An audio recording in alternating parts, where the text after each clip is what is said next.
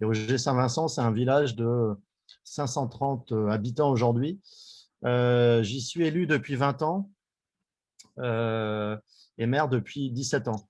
Donc, ça permet de mettre un peu tout de suite du temps long, parce que sans temps long, on va avoir du mal à imaginer la possibilité de faire ce que je vais essayer de vous décrire. Donc, nous, le point de départ, en fait, oui, je le dis maintenant comme ça, en souriant pas mal, parce que c'est un village du pas grand-chose, du presque rien. On n'est ni le plus beau village de France, on n'est pas remarquable. Voilà, on est comme beaucoup de villages, finalement. Un village un peu ordinaire, mais on brille avec la richesse des habitants une fois qu'on est capable de les mobiliser et de leur faire confiance. Donc, c'est un peu une inversion de valeur sur on dit moins, mais on fait, en fait. On est, comme on dit en Picardie, on est plus des faiseux que des diseux. Et, euh, et du coup, derrière, nous, on a démarré vraiment tranquillement, sans le dire, il y a plus de 10 ans, par une prise de conscience sur un peu l'embellissement du village. C'est venu comme ça, hein, tout simplement, de réhabilitation de chemins, de sentiers.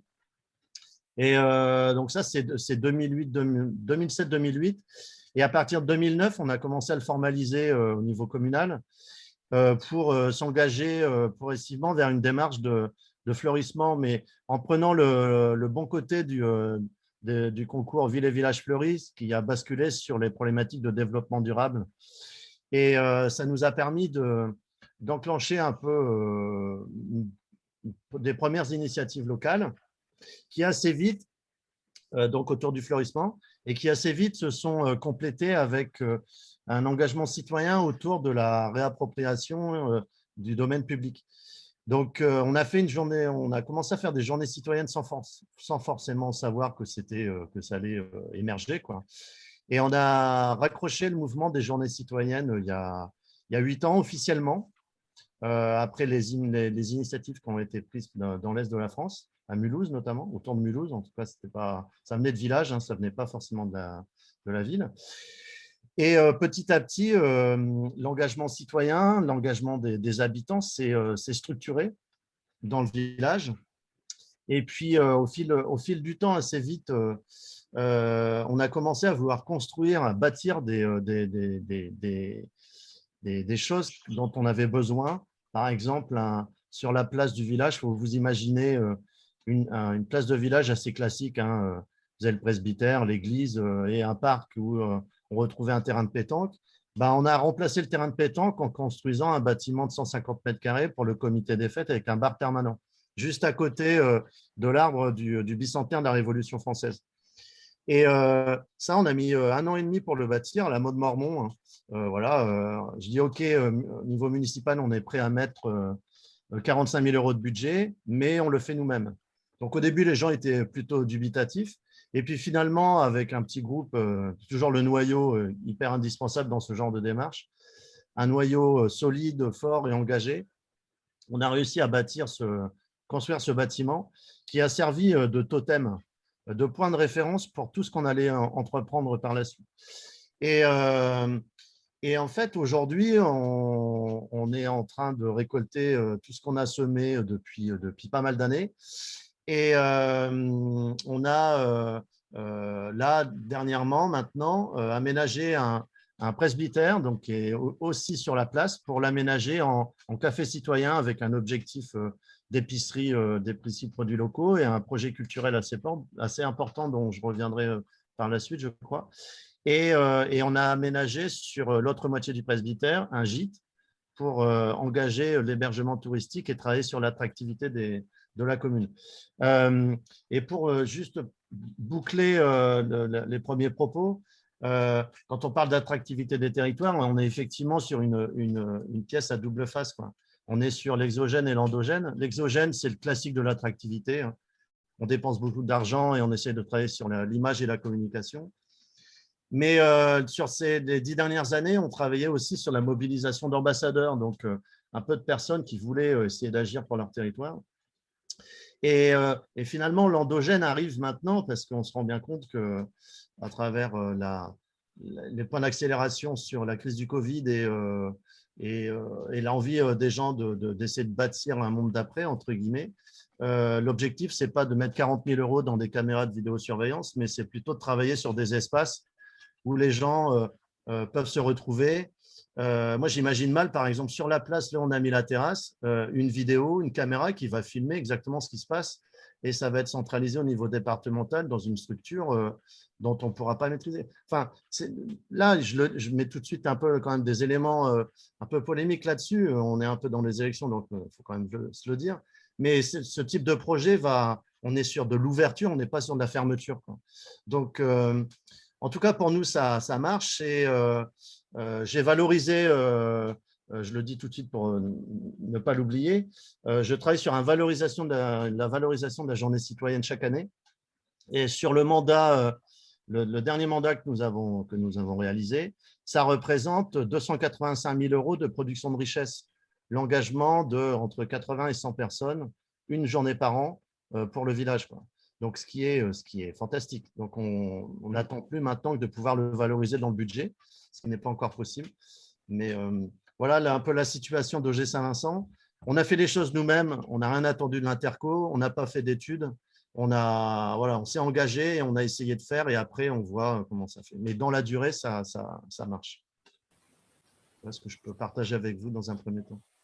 Merci à tous les deux. Ça y est, le décor est planté. On imagine bien quelles étaient les situations, les contextes sur vos deux territoires au démarrage.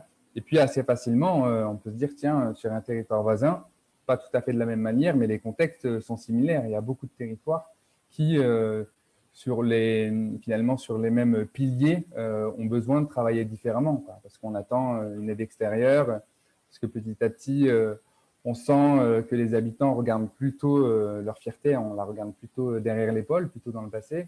Donc, il y a tout un ensemble, là, finalement, de points un peu stratégiques qui amènent à un changement de posture qu'on peut retrouver sur d'autres territoires. Ça, c'est des choses qu'on travaillera ensuite en atelier, si vous le voulez bien. Donc, une fois qu'on a identifié le pourquoi, c'est quand même super intéressant de se dire, surtout quand ça se fait comme ça, sans le dire, pour regarder un peu de manière indiscrète ce qui s'y passe, c'est vachement intéressant de se poser la question de comment on fait. Comment on construit ce développement endogène, peut-être avec des moyens totalement différents, avec des compétences totalement différentes, avec une autre temporalité aussi, j'imagine, sur un temps beaucoup plus long. Comment on fait ça? Et donc là, pareil, je vous propose de retourner sur nos deux territoires. On va commencer avec le bassin minier. Madame Yelac, je vais vous laisser nous dire finalement les grandes étapes de ce développement que vous appelez le développement autrement, on peut l'appeler comme ça, développement autrement sur le territoire. C'était quoi les grandes étapes de ce qu'on croit comprendre finalement? On a d'abord commencé sur une stratégie large, c'est-à-dire changer finalement le récit un peu global du territoire, et petit à petit, on arrivait sur des projets comme Sabatier, un peu plus micro, et donc ça s'alimente. Une image qui change où le citoyen il est au cœur, et puis des projets qui viennent l'illustrer. C'est un peu ça? Tout à fait ça.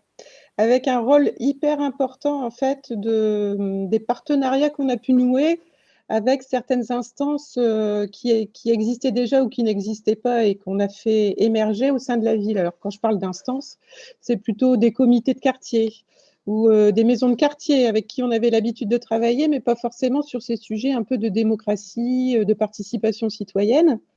On a mis en place aussi des conseils citoyens.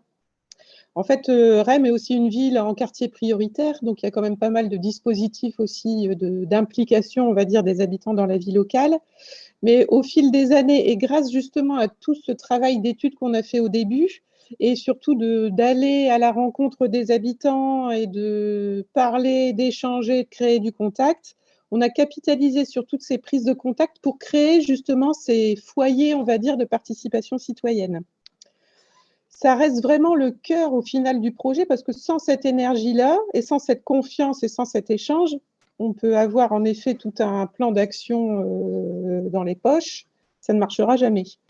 Donc le plus difficile dans l'histoire, c'est d'arriver à tenir cette motivation en fait des habitants, de renouveler en permanence aussi l'implication des uns et des autres et d'avoir, en fait, comme vous le disiez tout à l'heure, on base vraiment notre récit sur l'implication des usagers et l'implication des habitants au final, et cette notion de solidarité.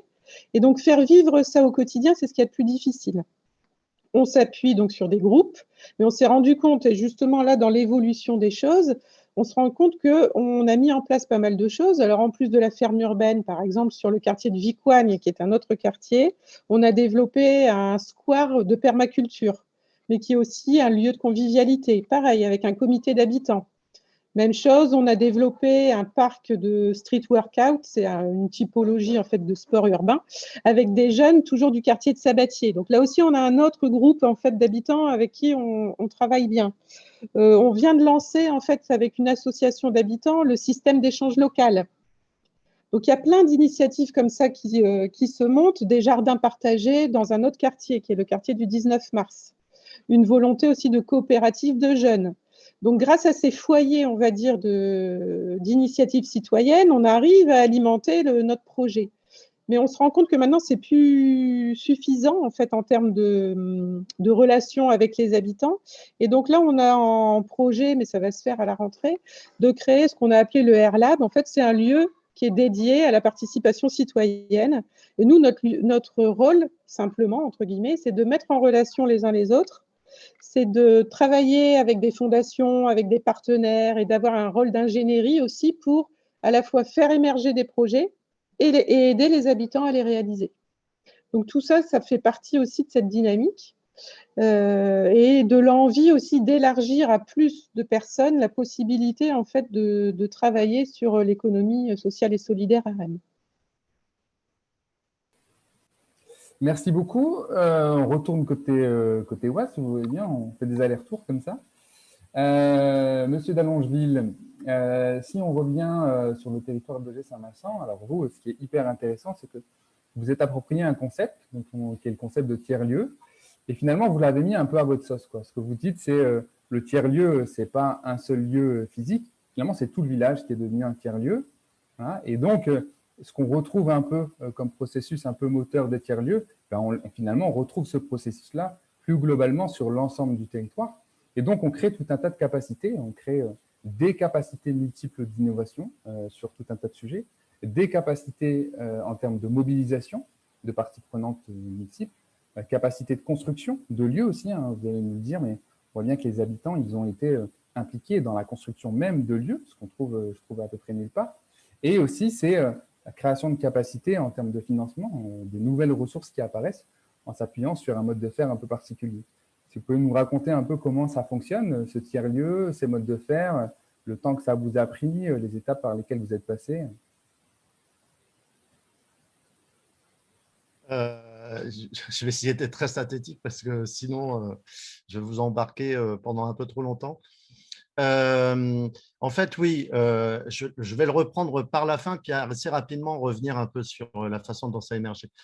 Quand j'ai commencé à faire, je me suis intéressé aux problématiques je m'intéresse aux problématiques de tiers-lieux depuis pas mal de temps, voire oui, depuis très longtemps. Et finalement, à travers la réflexion, c'est de se rendre compte qu'à travers tout ce qui est mis en place dans le village, on part de la pratique et on peut essayer de remonter vers un peu plus de théorie pour comprendre en fait ce qu'on est en train de faire, quoi. Parce que on peut faire de la théorie pour essayer de mettre en application et puis parfois de partir du terrain de ce qui se réalise pour essayer de remonter et dézoomer puis regarder un peu ce qui se passe. D'où la réflexion sur finalement tout ce qu'on engage correspond à ce qu'essayent de proposer, de mettre en place les tiers-lieux. Et souvent, les tiers-lieux, la plupart du temps, c'est des initiatives privées, type d'associations, etc., de citoyens engagés qui veulent faire émerger à travers des préoccupations, soit via le digital, soit par la culture ou le coworking, le partage d'expériences, etc. Et nous, finalement, comme c'était une démarche communale du conseil municipal, hein, qui ne l'avait pas forcément formalisé comme tel au moment des élections ou dans la réflexion programmatique. Hein. Ça s'est fait de façon très empirique. Et finalement, aujourd'hui, on aboutit à la réflexion de dire le village Auger Saint-Vincent, finalement, c'est un tiers-lieu communal, donc à initiative publique. Et pour ça, je suis allé jusqu'au bout de la démarche, de la réflexion, c'est de se dire, oui, mais alors comment on peut mettre en place les choses et ça puisse se traduire concrètement, budgétairement et dans la façon d'organiser le projet. Donc, merci la Covid parce que l'année dernière, ça a permis de passer un peu de temps à réfléchir sur pas mal de choses. Et on a monté, c'était une des premières décisions après les élections municipales, on a monté une commission de préfiguration d'un centre communal d'action citoyenne. C'est sur le modèle des CCAS qui ont été créés dans l'après-guerre, hein, dans les années 50, pour pousser l'accompagnement social dans les communes. Et finalement, je me suis inspiré de ça pour monter un centre communal d'action citoyenne où on va retrouver tout ce qui tourne autour de l'engagement citoyen et du mode de fonctionnement, de façon à ce qu'on mette dans un même espace des élus et des gens qui arrivent de l'extérieur, entre guillemets de néo-ruraux. Nous, on est situé à 50 km de Paris. La dernière habitante qui vient d'acheter une maison à Auger, elle est patronne d'une agence de presse. Ses bureaux sont dans le 18e arrondissement à Paris. Donc, il y a un phénomène qui arrive, des gens qui ont envie de s'investir et pour leur permettre de s'amalgamer dans le village, parce que ce n'est pas si facile que ça d'intégrer un village. Donc, on imagine des espaces où les gens peuvent confronter des points de vue et faire émerger des choses, des projets. Et donc, ça, c'est un peu une enveloppe, hein. Donc, je l'expérimente pour l'Association des maires ruraux de France dans la commune d'Auger, parce que c'est un projet qui ont réfléchi aussi à un passage à l'échelle pour beaucoup de communes qui ne sont pas forcément très sensibilisées à ces questions-là, mais qui, au bout d'un moment, vont finir par y venir. Et de l'autre côté de mon propos, je vais mettre l'accent sur donc l'aménagement, ce que je disais au début, l'aménagement d'un café citoyen et d'un gîte dans le presbytère. Et en fait, c'est là où la matérialisation de tout notre projet vraiment prend forme. Et c'est là où on voit en fait maintenant quelle forme ça prend et la puissance maintenant de ce type d'équipement. En fait, le café citoyen, c'est lié à l'agenda rural. On a pu récupérer une licence 4. Donc, c'est un café, hein. Comme l'État s'était rendu compte qu'après les Gilets jaunes, il fallait sans doute un peu agir dans les territoires parce qu'il y avait pas mal de problèmes, hein, ou des visions un peu archaïques liées à la métropolisation ou une vision dépassée d'une ruralité où il n'y avait plus rien. Donc, il y a une des propositions qui a été relevée, hein, pour celles et ceux qui ont suivi ça, c'était de permettre de créer dans une commune, de bénéficier dans une commune d'une licence 4. Donc, au moins, si on alcoolise un peu les gens, on va les rester sans doute un peu plus tranquilles. Mais donc là, avec la licence 4, on a la dimension café. Mais surtout, le plus important, ce n'est pas le fait de voir un café, c'est un lieu de sociabilité, un lieu de vie. Le dernier café sur la place a fermé il y a 25 ans. Symboliquement, c'était important pour nous de montrer que l'histoire rurale, l'histoire d'un village n'est jamais finie et que finalement, c'est aussi en se prenant en main que les choses peuvent arriver. Alors, dans le projet, on a eu 65% de financement. État, région, département, interco, plus financement participatif. Donc après, on a besoin aussi des financements pour pouvoir aboutir à des aménagements comme ça. Donc la partie café, on ouvre via des plateformes qui sont maintenant spécialisées dans la revitalisation des territoires ruraux. J'en ai deux à vous citer avec qui on travaille. Bouge ton coq, qui est fait sur du financement participatif, et Mon Épi, dont le projet est de réouvrir des épiceries en milieu rural avec un mode de gestion bénévole. Donc, le projet là, on est sur le mode de gestion bénévole. Donc, on aura une épicerie. Et le cœur du réacteur, entre guillemets, c'est une ambition culturelle forte avec une saison culturelle qui est en train de se construire, des partenariats qui ont été signés avec le Centre culturel de Compiègne, l'espace Jean Legendre, un théâtre impérial de Compiègne, et pour l'art lyrique, et des associations locales de valorisation des territoires ruraux à travers la culture. Un tiers-lieu culturel qui est à Saint-Pierre-de-Bitry, qui s'appelle Picardie Forever. Je vous encourage à regarder, c'est super intéressant. C'est dans une friche où il y a des artistes qui peuvent venir en résidence. Bref, en fait, derrière ça, c'est la structuration d'un maillage entre des initiatives qui ont été prises à différents endroits, de façon à être moins seul quand on engage des démarches comme celle-là. Et vous avez vu jusqu'à présent, je ne vous ai pas parlé d'Interco, je ne vous ai pas parlé du département, etc., sauf pour une dimension financière. Mais pour ce type de projet, c'est avant tout sur le maillage dans le territoire des bonnes volontés, des gens qui ont envie de transformer les choses. Et donc, cette dimension culturelle, elle est importante et elle sera matérialisée le 3 juillet prochain parce qu'on fait le lancement officiel du Café Citoyen et toute son offre de services. Et le chapeau de tout ça renvoie sur comment on raconte les choses.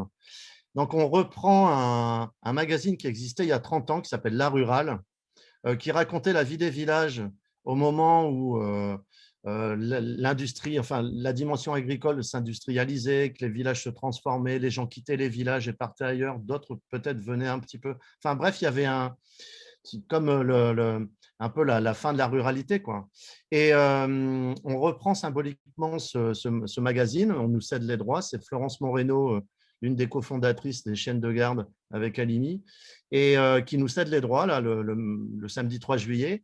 Et ça va nous permettre de raconter ce qui se passe, pas simplement à Auger-Saint-Vincent, mais dans toutes les communes rurales du sud-est du département, de façon à montrer, c'est le message fort que je renvoie, c'est que l'histoire des villages n'est jamais finie. Donc, et c'est sur cette dimension-là toute simple, c'est de redonner du sens à ce que c'est de vivre dans un village, de prendre le bouquin de Valérie Joussomme sur Ploug Pride, hein, je vous engage à le lire si vous ne l'avez pas encore lu, c'est une géographe qui est chercheuse à l'Université de Nantes, qui renvoie la fierté de la ruralité et qui explique en fait, dans ces temps où la modernité était synonyme d'urbanisation et de métropolisation, nous les ruraux, on a encore en capacité de faire, de produire de la qualité de vie, veiller à un bon cadre de vie et de permettre à des personnes d'habiter dans un espace où on a une offre culturelle, on a de l'épicerie, on a accès à Internet, donc, et on se retrouve.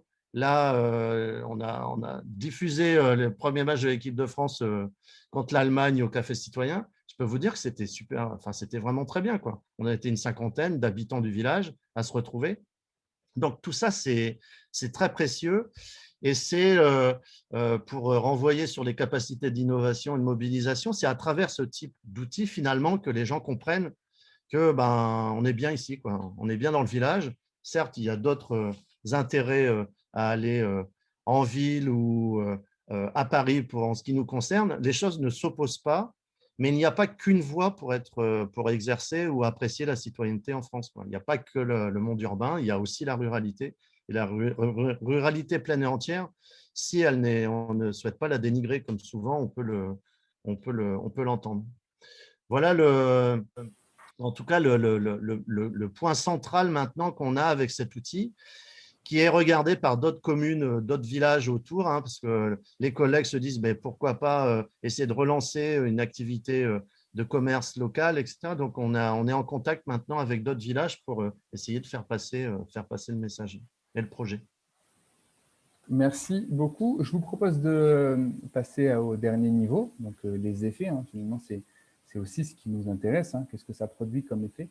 Et je vais essayer de réintroduire un peu les questions que j'ai vues apparaître dans le chat. On y va sur les effets côté rémois. Donc, Madame Eilec, on voit bien que vous, sur votre territoire, la machine, elle est lancée. Nous, on le voit quand on vous croise, quand on croise aussi les partenaires qui viennent intervenir sur votre territoire.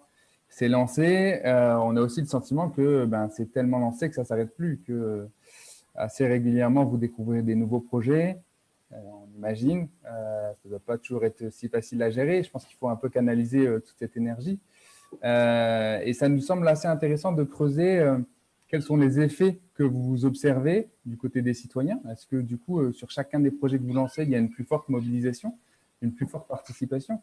Et puis de se questionner par rapport à votre objectif de départ qui était de transformer le récit, de faire en sorte que dans le récit, dans le mode de faire, dans l'histoire du développement du territoire, à partir du moment où vous avez commencé, et on l'espère le plus longtemps possible, l'acteur principal du développement de votre territoire, c'est le citoyen. Donc, vous questionnez sur, finalement, pari gagné ou pas, ou avec des nuances. En cours, comme je vous disais tout à l'heure, en fait, on se rend compte qu'il y a des étapes à passer en permanence, en fait, dans l'implication du citoyen dans le récit et dans le changement à apporter, en fait, au modèle de la ville. Donc, c'est pour ça qu'on a créé ce fameux Airlab et qu'on veut passer encore à une nouvelle phase. Mais ce qu'on voit vraiment très clairement, par exemple, c'est que, et ce qui est hyper bénéfique, c'est que dès que les citoyens sont impliqués dans la création, dans la réflexion, dans le fait de donner son avis, voire même dans le fait de réaliser les choses avec nous, ce à quoi on a travaillé est utilisé et complètement intégré, on va dire, à la vie quotidienne de la ville. Et donc ça, c'est quelque chose d'important parce qu'on a déjà vu moult fois des projets sortir de terre, une halle, je ne sais pas moi, un parc, un endroit, etc., mais qui ne sont totalement déconnectés en fait du besoin réel de la population et qui ne sont pas du tout utilisés, fréquentés ou reconnus. Donc un des points qu'on voit de grande évidence, c'est que quand on travaille avec les gens, qu'on prend en compte véritablement leurs besoins et qu'ils sont impliqués dans l'histoire, on crée quelque chose qui fait vraiment partie du quotidien et qui est totalement intégré à la vie de la ville et qui devient tout de suite un totem. C'est une action, on va dire, directe. Ensuite, ce qu'on voit aussi quand on a ce travail avec la population, c'est que certains habitants, certains citoyens émergent. Et alors, on parle de parcours citoyen, hein, c'est un peu le terme habituel. Mais au-delà de ça, c'est des gens, en fait, et alors chez nous, c'est vraiment très important, c'est fondamental, surtout des femmes, puisque chez nous, on a une population qui est quand même très pauvre, hein, en dessous de la moyenne nationale du seuil de pauvreté en grande partie, avec une population monoparentale, par exemple, et en règle générale, le monoparent, c'est une femme, très importante pour notre population. Et donc, on a beaucoup de personnes, et essentiellement des femmes, qui ont besoin de prendre confiance en elles pour après pouvoir limite sortir de chez elles. Et donc là, on ne parle même pas de trouver un travail directement.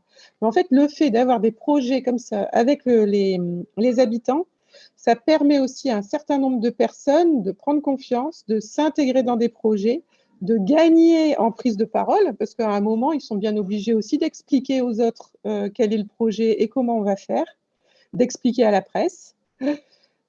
Et ça leur permet, et on connaît, nous, on a plusieurs comme ça, un parcours citoyen remarquable, en fait, de gens qui, au final, maintenant, sont hyper à l'aise. Ils ont commencé par une idée un jour dans une réunion, ils se sont intégrés à un comité, après, ils ont eu envie de faire partie d'un conseil citoyen. Maintenant, on en a une, par exemple, qui est salariée d'une des maisons de quartier, une autre qui a trouvé du travail, etc. Donc, c'est aussi toujours dans la vision solidaire d'employabilité aussi et de développement, où là, l'effet est hyper visible.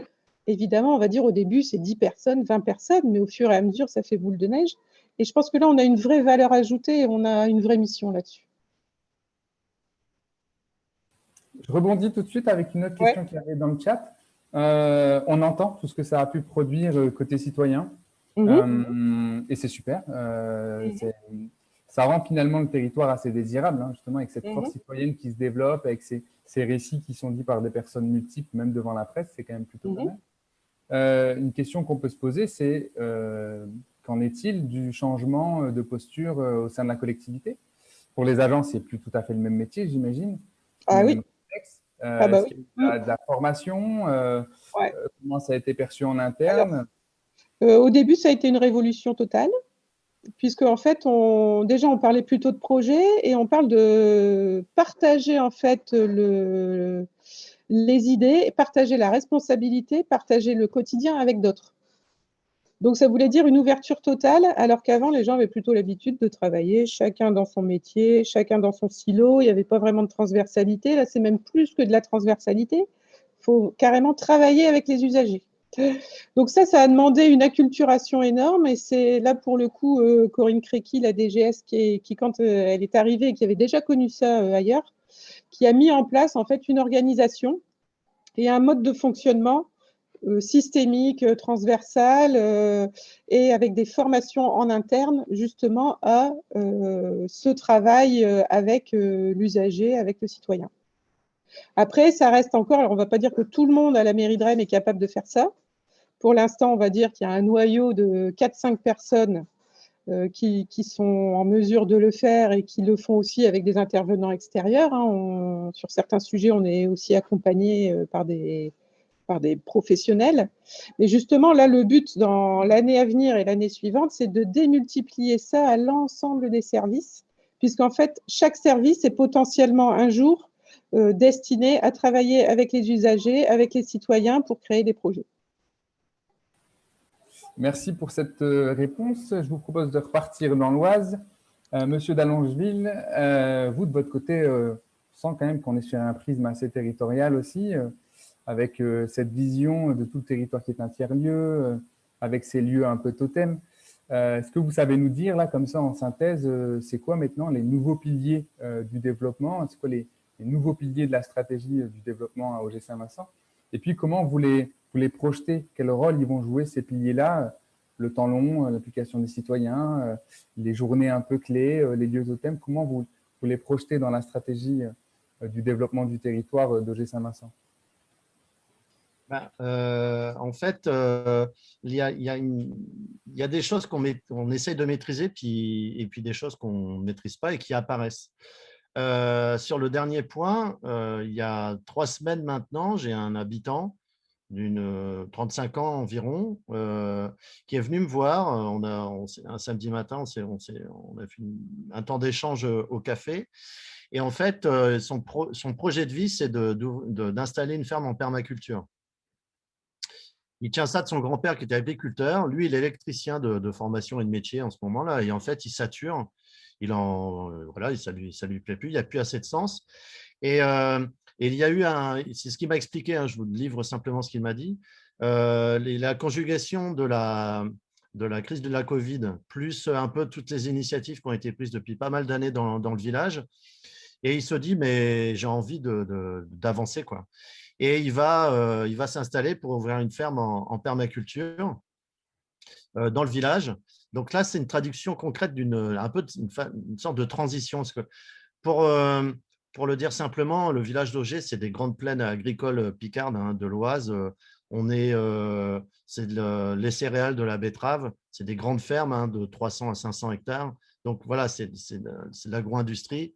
Et donc, imaginez une transition bio de ces grands ensembles, c'est compliqué. Par contre, imaginez de petits ensembles qui basculent sur des fermes de village.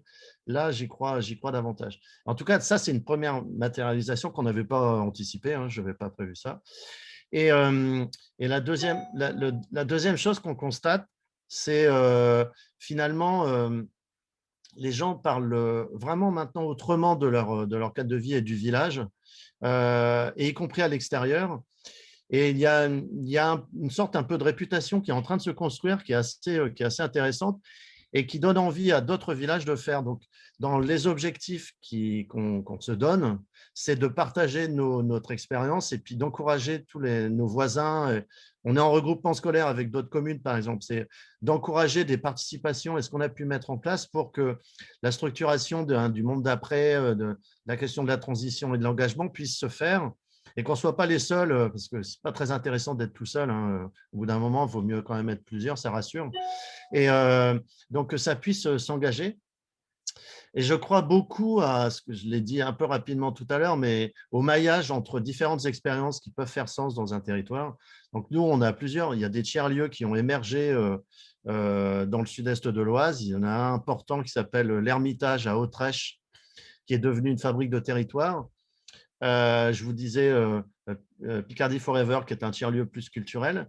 On a un centre social à Nanteuil-le-Haudouin, qui n'est pas très loin de chez nous, qui est une initiative qui est ancienne et on sent qu'ils sont en train de basculer, d'évoluer, etc. Donc, tout ça, on va le mailler de façon à ce qu'on puisse muscler davantage les territoires ruraux dans la conduite de la transition. Et moi, je ne désespère pas à faire évoluer et à faire reconnaître la démarche d'OG Saint-Vincent comme une fabrique de territoire, au même titre que des tiers-lieux peuvent avoir cette fonction.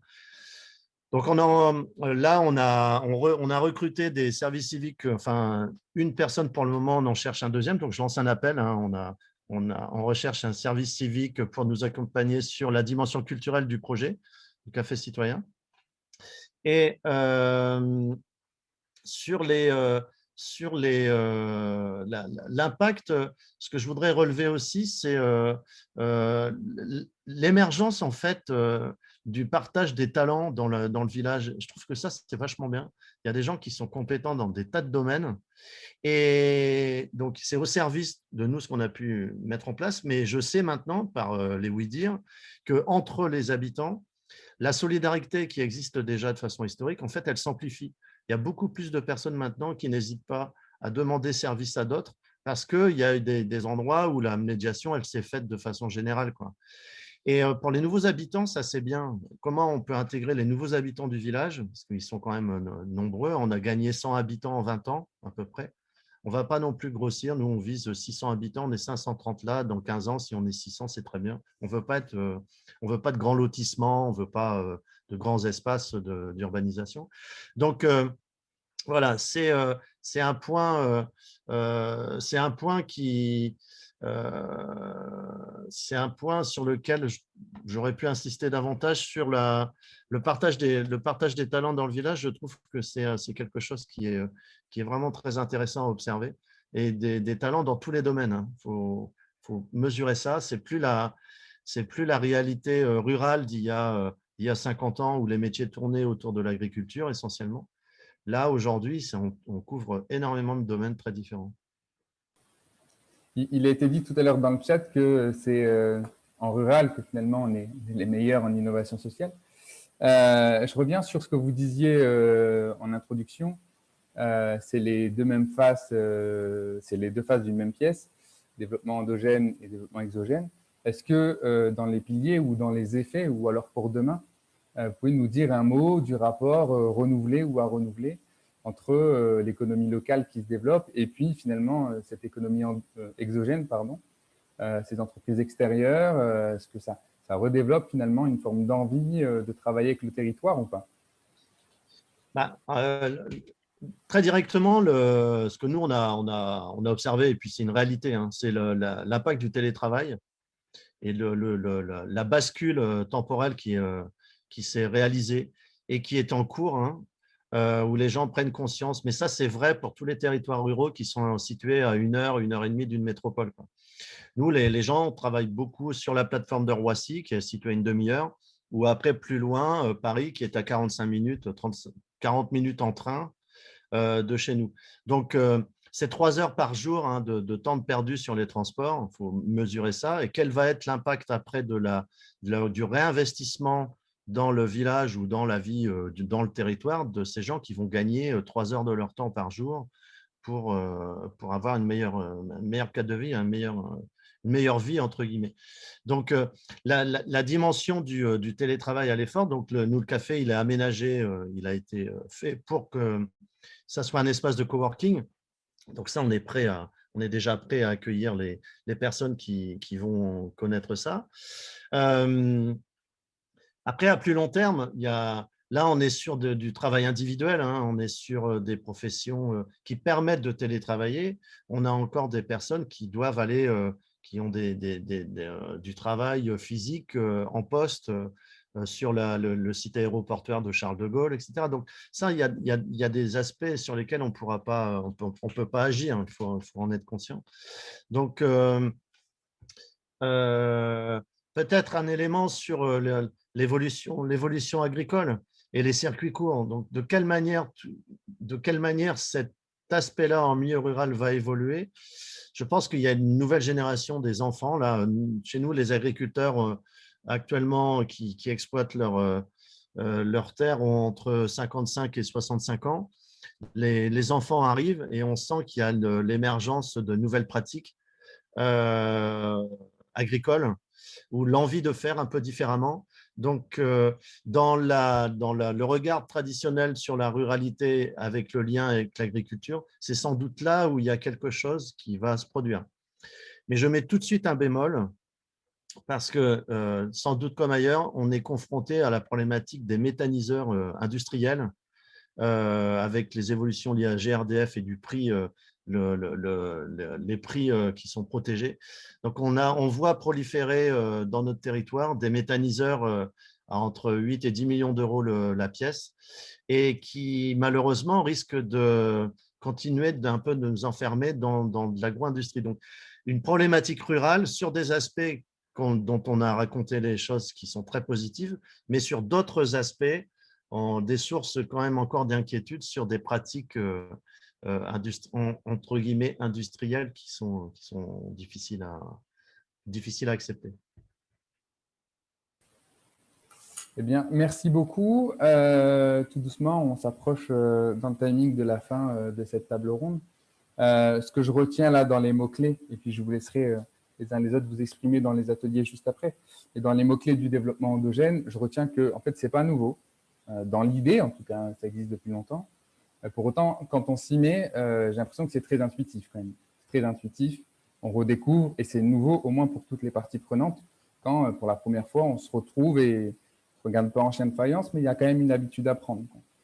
Je retiens aussi que c'est puissant. Finalement, le développement endogène, c'est puissant. Ça peut aller beaucoup plus loin que ce qu'on pourrait attendre au démarrage.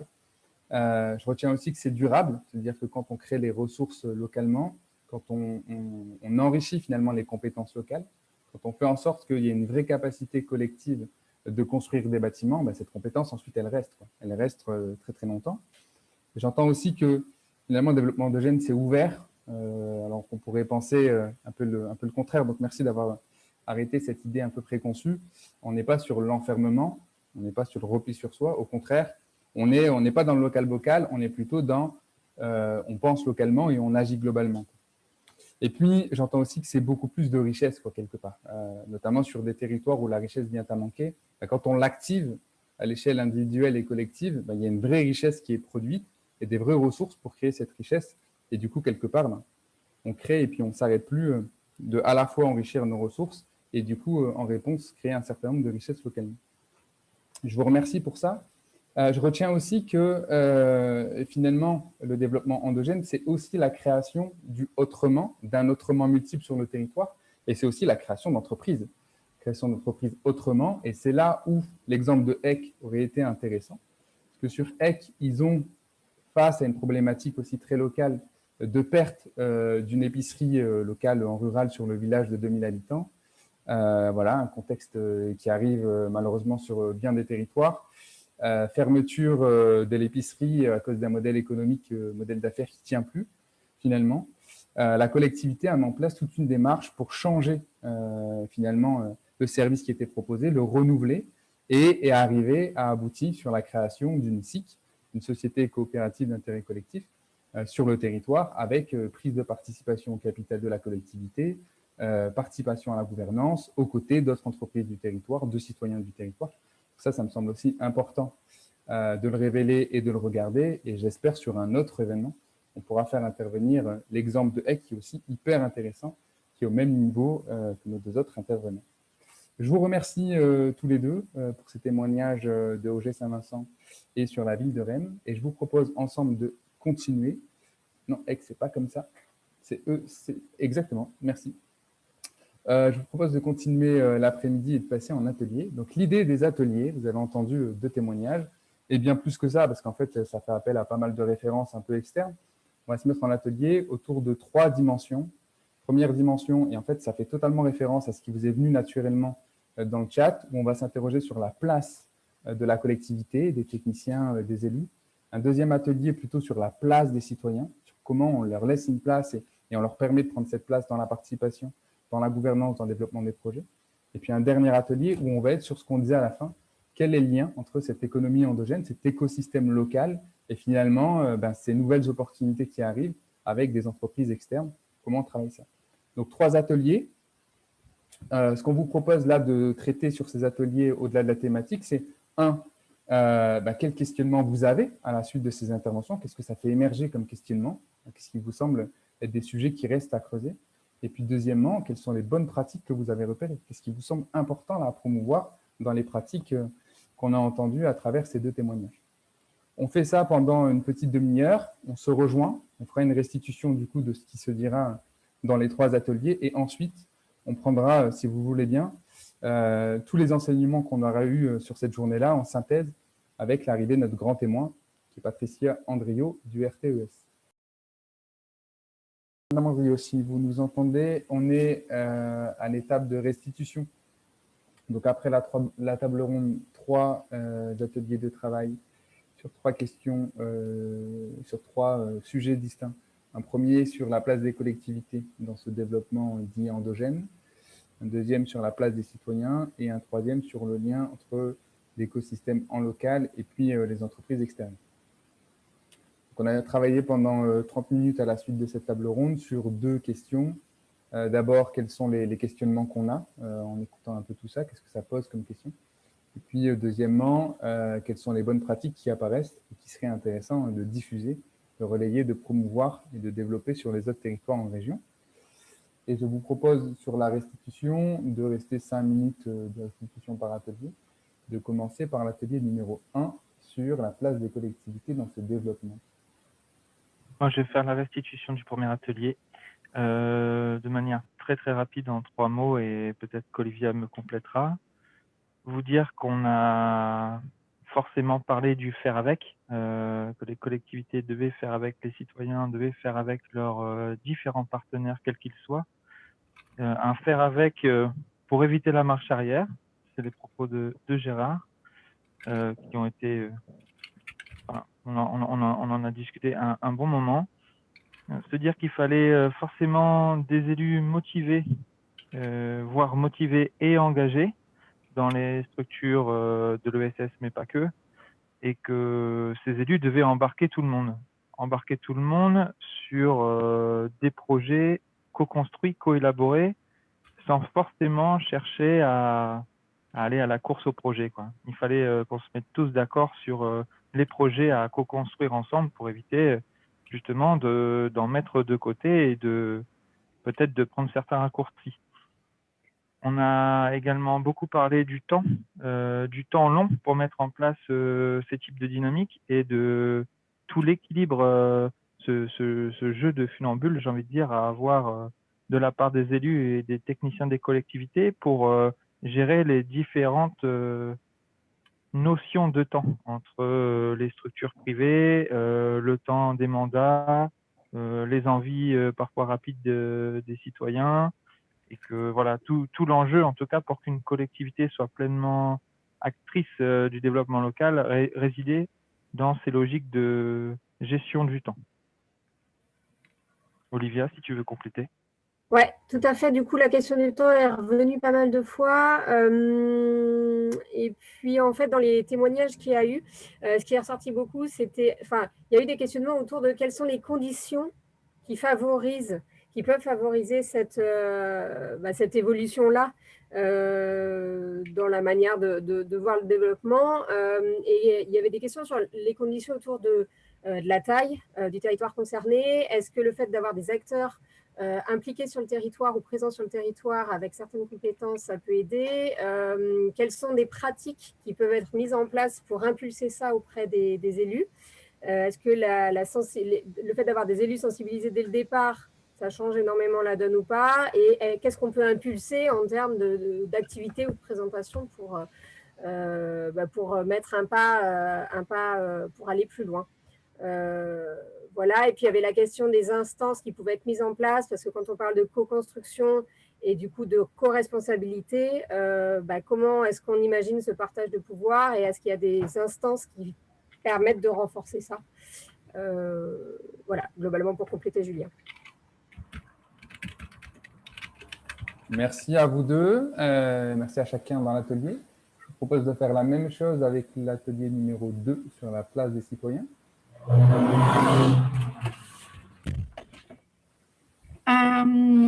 Alors, on était donc sous les cris des enfants qui devaient être certainement battus là, dans l'école qui se trouvait derrière, derrière la dame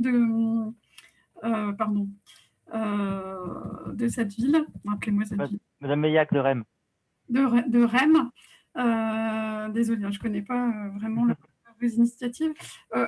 Moi, ce que j'ai retenu, c'est effectivement ces questionnements sur comment des initiatives citoyennes sont écoutées aussi, parce qu'on a effectivement là plutôt entendu des initiatives de collectivités, du coup, qui étaient impulsées par ces collectivités, mais quand il y a des initiatives citoyennes et que les collectivités ne sont pas forcément réactives à ça, comment on peut améliorer les choses, faire en sorte que ça bouge aussi de ce côté-là.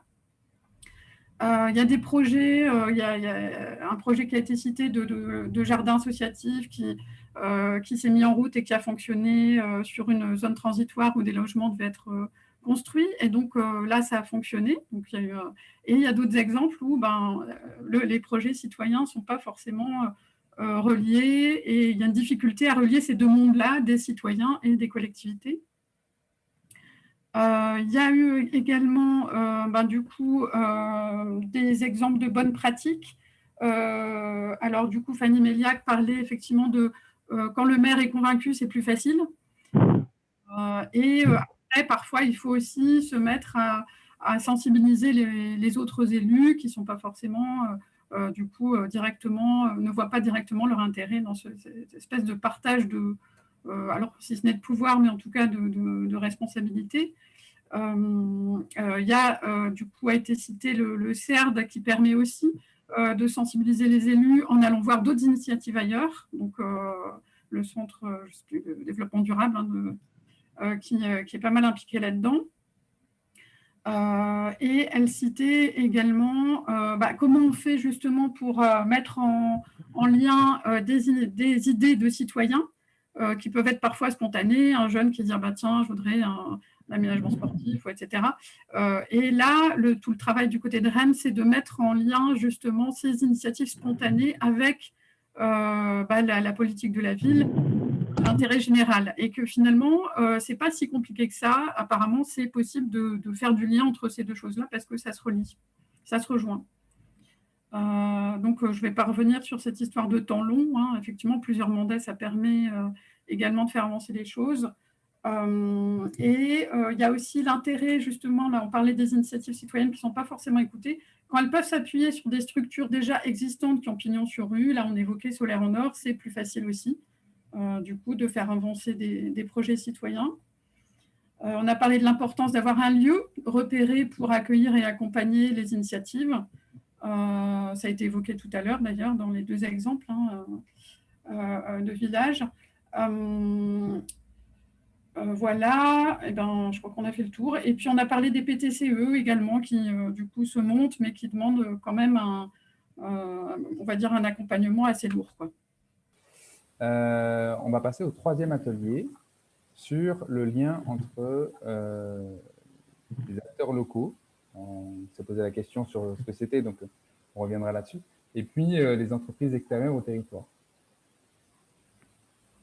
Vous m'entendez là? J'avais un problème de son tout à l'heure. On t'entend très bien. Ok, donc nous on a réfléchi, s'est questionné un peu sur le lien entre donc l'écosystème local et les entreprises du territoire, un peu plus externes, pour constater qu'on n'était justement pas dans des écosystèmes fermés ou dans des définitions classiques de développement endogène, exogène, en tout cas qu'il n'y avait pas d'opposition, c'était plutôt quelque chose d'assez ouvert. On a commencé par se poser pas mal de questions auxquelles on n'a pas forcément apporté de réponse, mais du coup, les questions ont tourné autour de la question de l'innovation sociale, des questions ou des remarques. La première, c'était une remarque autour de l'innovation sociale et notamment le fait que c'était fortement présent et que ça émergeait beaucoup dans le monde rural avec des projets qui étaient vraiment spécifiques et adaptés aux réalités locales. On s'est posé la question de l'articulation sur comment faire vivre en fait l'économie plurielle ou comment avoir une dynamique vertueuse à la fois qui repose sur les habitants et qui permet des initiatives de petite taille, généralement de prendre vie dans un écosystème local, et comment cette articulation peut se faire et se fait sereinement avec une économie plus classique qui est quand même en lien, et où il y a des liens perméables avec le territoire. Donc, c'est des choses qu'on a posées sans avoir forcément de réponse, même si on se disait qu'une des réponses pouvait être que les habitants qui étaient présents dans cet écosystème local pouvaient eux-mêmes être ces liens et faire partie d'une économie, de cette économie plus classique et conventionnelle, et que c'était peut-être un premier pas. La question du local aussi nous a beaucoup intéressés. Qu'est-ce qu'on mettait derrière la définition du mot local? Est-ce qu'on, quand on se référait au mot local, est-ce qu'on a tous en tête le même périmètre? Et n'est-ce pas plus pertinent de parler, de poser le local en tant que réseau, que maillage, comme le disait M. Dallangeville, plutôt que d'espace géographique? On a du coup discuté autour de ce qui pouvait faire ce sentiment d'appartenance, d'être sur un… Enfin, le mot local pouvait être lié au sentiment d'appartenance, de faire ensemble et de faire partie d'un commun ensemble. Voilà un petit peu pour les questions. On a aussi parlé aussi du droit à l'erreur, du droit à l'expérimentation, qu'il fallait aussi qu'on puisse prendre en compte. Et parler aussi du fait que les entreprises, enfin, les initiatives locales, elles n'étaient pas toujours plus vertueuses pour certaines que des initiatives portées peut-être par des entreprises plus classiques, mais qui avaient une volonté d'avoir un impact, que ce soit social ou environnemental, et qu'il fallait du coup pouvoir créer des ponts. Donc ça, c'était un petit peu nos questionnements, et c'est surtout la question de la régulation entre les dynamiques de développement qui a été la plus importante. Sur les bonnes pratiques du coup qui ont été repérées, des idées inspirantes, il y avait mais du coup la question de la commande publique qui peut être du coup un levier important et un outil puissant, notamment sur les critères socio-environnementaux, etc., qui sont imposés, entre guillemets, aux entreprises qui doivent travailler sur le territoire. Donc, on l'a posé comme une possibilité, et encore faut-il qu'elle soit saisie. La question du maillage et du travail en réseau qui a été fortement soulevée. Lever un certain nombre de freins, comme, alors là, c'était plutôt l'expérience des chaînés du bocal qui nous a permis de se questionner autour de ça, en termes de besoin d'accompagnement. Donc, c'est vrai que sur les territoires, les gens n'ont pas forcément… enfin, il y a des freins à la prise d'initiative, des peurs qui ne sont pas forcément facilement dépassables, parce qu'on va avoir à la fois un accompagnement qui n'est pas directement ciblé sur le territoire et peut-être un cloisonnement un peu trop important qui va faire qu'on regarde pas forcément les initiatives ou les possibilités d'accompagnement qui peuvent se développer sur des territoires proches. Voilà, du coup, les objectifs d'accompagnement et de décloisonnement et de création d'écosystèmes de coopération était relevée dans ce cadre-là. La question de l'articulation, donc on notait aussi en termes de bonnes pratiques le fait qu'il y ait une multiplication de dispositifs, donc ça peut être intéressant, qui se développent pour accompagner l'émergence et l'initiative l'émergence d'initiatives. Par contre, effectivement, il y avait à prendre en compte la bonne articulation de ces dispositifs, à la fois l'articulation en termes de temporalité et l'articulation aussi en termes… j'ai perdu mon sujet. Oui, sur les échelons, sur les différents échelons territoriaux. Voilà, et on a abouti sur l'essentiel qui était de construire des écosystèmes qui étaient solides, résilients et diversifiés pour éviter justement, peut-être à l'image de ce qui s'est passé historiquement, pour faciliter le fait d'être résilient en cas de crise. Voilà un peu, s'il faut compléter, Nat. C'est parfait pour moi, j'ai rien à ajouter, merci. Eh bien, si c'est parfait, merci beaucoup. Merci aux animateurs, rapporteurs, modérateurs et participants de ces différents ateliers. Je vous propose de passer à ce troisième temps sur l'événement de l'après-midi, qui est d'essayer, autant que possible, de tirer des enseignements autour de notre sujet qui nous a occupé toute l'après-midi, qui est qu'est-ce qui se passe sur la question du développement territorial. Est-ce que ça bouge? Est-ce qu'on assiste à une démocratisation du développement endogène? Une prise de hauteur qu'on a demandé, finalement, on a sollicité quelqu'un qu'on apprécie et qu'on invite de temps en temps à nos événements. Donc, la dernière fois, c'était en présentiel, c'est Madame Andriot, Patricia Andriot, qui est vice-présidente du RTES. La dernière fois, c'était sur la question de la commande publique, on en a un peu parlé tout à l'heure. Là, c'est plus largement sur la question des territoires. Donc, Madame Andriot, vous êtes vice-présidente du RTES, donc le réseau qui travaille à réunir les collectivités autour du développement en économie sociale et solidaire. Vous êtes aussi élu local et puis vous travaillez à l'ANCT, qui est l'Agence nationale de cohésion des territoires. Quand même une très belle situation pour nous apporter un éclairage. On avait envie de travailler avec vous autour de 3 questions. Et voici une première. Donc, je vous propose de vous laisser vous présenter et puis tout de suite de répondre à cette première question. La première question, qui est la suivante.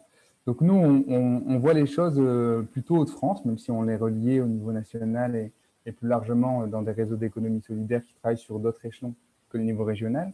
Mais on voit au niveau régional, au niveau des Hauts-de-France, qu'effectivement, ça bouge pendant plusieurs années.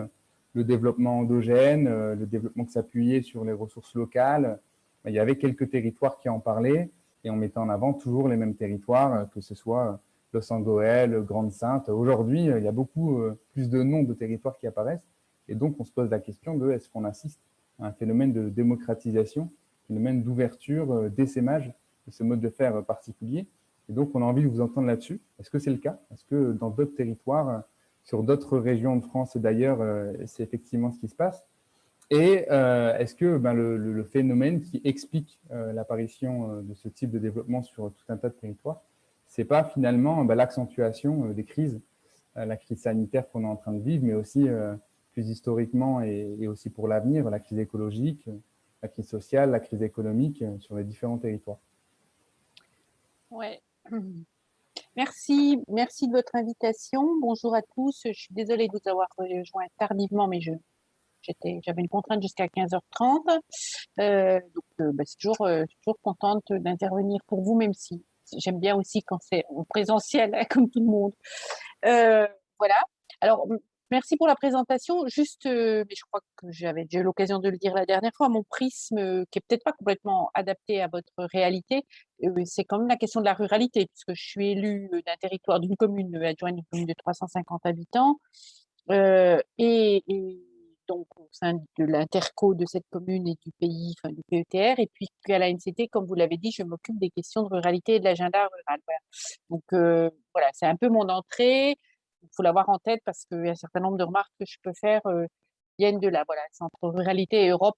Par contre, par ailleurs, je suis aussi très impliquée, notamment au niveau du RTES, sur les questions de la place de l'ESS à l'échelle européenne.